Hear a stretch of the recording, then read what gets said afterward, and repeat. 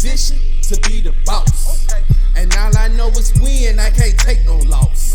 And I believe in God, but I don't trust no Playa cross. Smoke, thank you for sitting down with Yeah, us, my Mr. brother Magazine. finna Congrats on the album. Appreciate it. I really do. Appreciate it.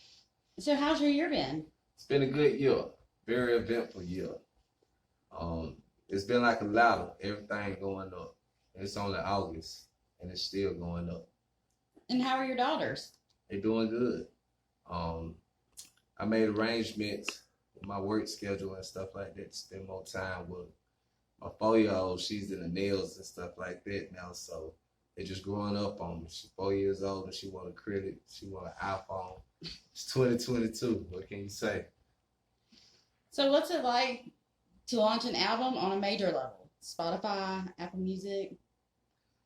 I think that doing that, it took me from like being in my comfort zone as an underground artist to reaching out to the world a little bit more and just hearing myself on different platforms and being on the same level as signed major label artists and stuff like that. So yeah, it's a good feeling, real good feeling.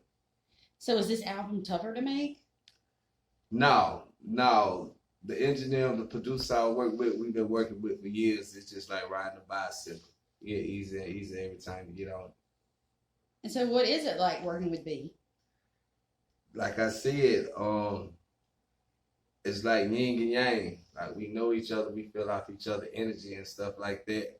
He lay the work out, I come in, I knock it out, and we kick back and we chill, make good music. So why is your presence so heavy on B's last album? You're on the songs that you're not featured on.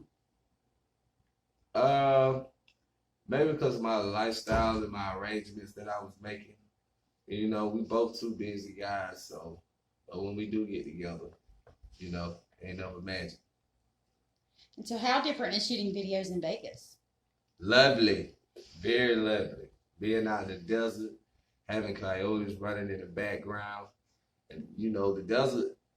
It's a different feeling when you're really out there just seeing it on TV. Like it puts you in the mood and in the moment. Like, yeah, like you feel like you're on top. That's how it's supposed to be. So when is this project due? The next project, well, we haven't decided a date yet, but it's coming soon. And how many more albums?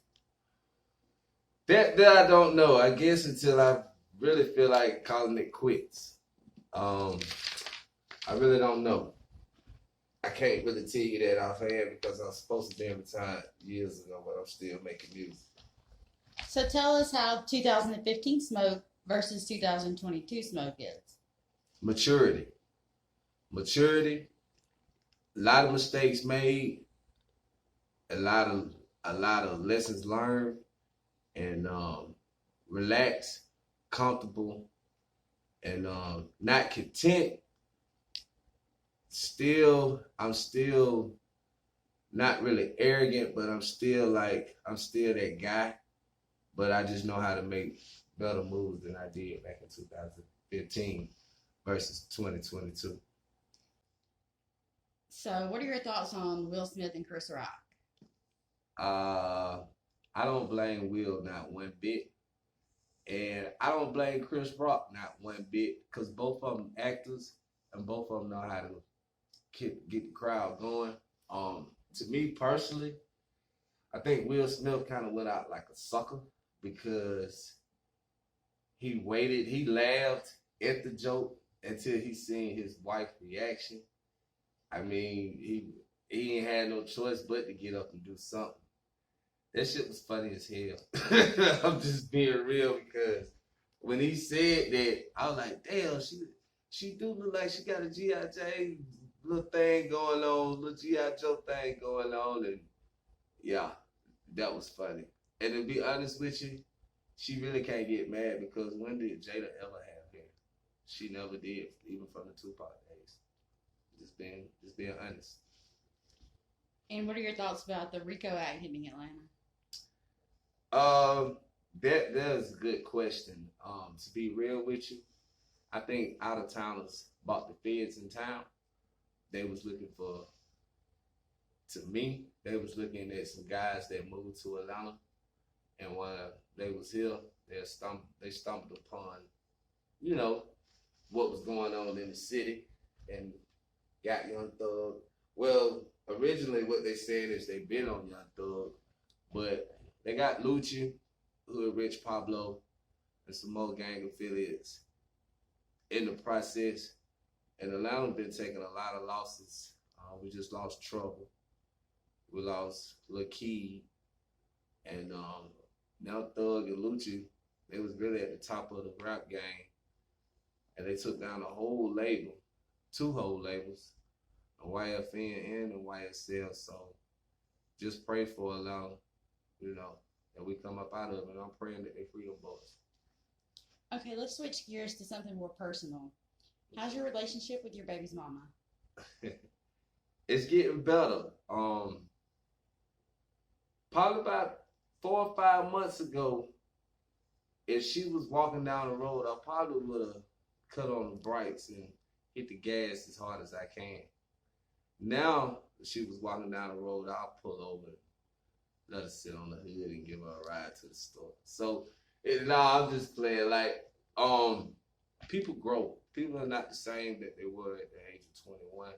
I'm not the same at the age of 21 that I am at the age of 36. So people grow. You give it to God, and at the end of the day, it's all about the kids. And at the end of the day, that's still my baby mama. You know, I kill a rock and put a boat in the hospital for her. So do you think you'll ever fall in love or get married? No. If you ask me that question today, the answer is no. I think my biggest downfall has been women, the wrong women, to put it out there. And I'm just focused on myself and my children and my career. So when it comes to losing your stepfather, how did that make you feel? That hit really hard. It was all of a sudden. He passed from COVID. He caught it on a Friday, died on a Sunday. But it brought the family, my immediate family, back closer. I'm home every weekend, every chance I get with my moms, my sister, and my sister kids, and bring my kids over. And I just have to step up. I was the man of the house before he got there.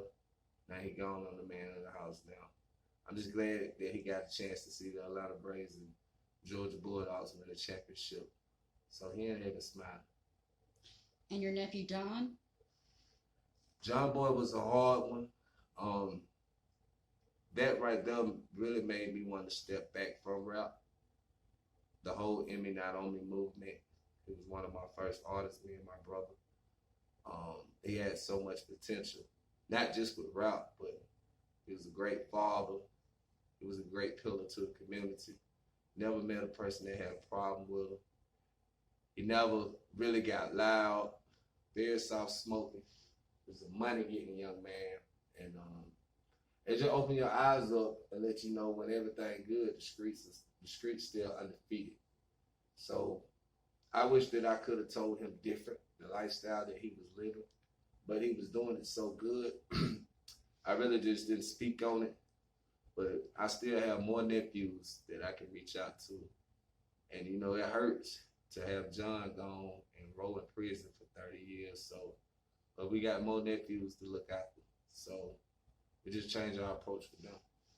Well, thank you for speaking to us today. I really appreciate it.